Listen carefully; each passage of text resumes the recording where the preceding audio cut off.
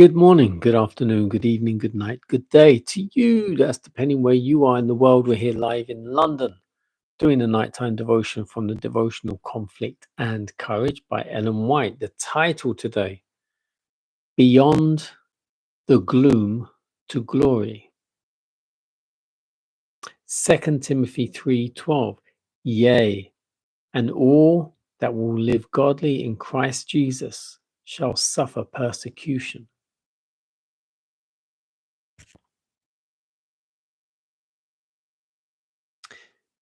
In the experience of the Apostle John under persecution, there is a lesson of wonderful strength and comfort for the Christian. God does not prevent the plottings of wicked men, but he causes their devices to work for good to those who in trial and conflict maintain their faith and loyalty. It is the work of faith to rest in God in the darkest hour, to feel, however sorely tried and tempest-tossed, that our Father is at the helm. The eye of faith alone can look beyond the things of time to estimate aright the worth of the eternal riches. Jesus does not present to his followers the hope of attaining earthly glory and riches, of living a life free from trial. Instead, he calls upon them to follow him in the path of self-denial and reproach.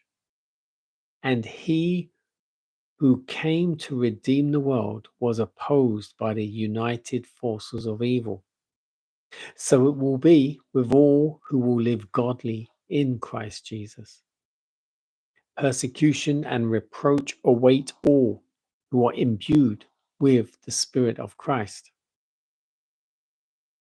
In all ages, Satan has persecuted the people of God. He has tortured them and put them to death. But in dying, they became conquerors. They bore witness to the power of one mightier than Satan. Wicked men may torture and kill the body, but they cannot touch the life that is hid with Christ in God. They can incarcerate men and women in prison walls, but they cannot bind the spirit. Through trial and persecution, the glory, the character of God is revealed in his chosen ones. They follow Christ through sore conflicts. They endure self-denial and experience bitter disappointment. But thus they learn the guilt and woe of sin, and they look upon it with abhorrence. Being partakers of Christ's sufferings, they can look beyond the gloom to the glory, saying, I reckon that the sufferings of this present time are not worthy to be compared with the glory which shall be revealed in us. And that's taken from Romans 8:18. Beyond the gloom to glory. So primarily this is focusing on regardless what happens to you in this world, which will be the gloom. As long as you remain in Christ, you will see and go on to glory.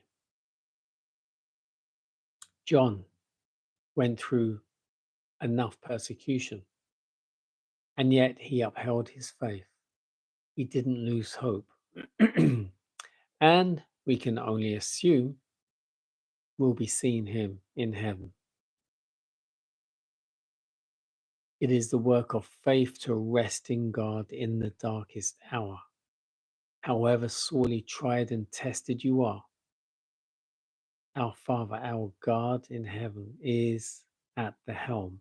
He is steering the boat, he is flying the plane, he is steering the car. Whichever way you want to look at it, he's the train driver. Whichever way,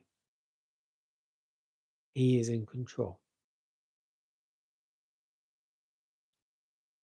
Following Jesus is never going to be an easy thing.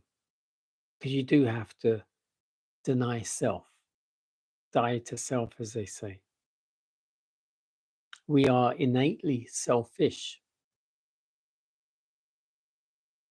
and Satan always chooses to tempt us and try us to make us more selfish, to make us love self, to make us narcissistic. But, as is said at the end, I reckon that the sufferings of this present time are not worthy to be compared with the glory which will be revealed in us, for us, to us. Join in Him. God bless you.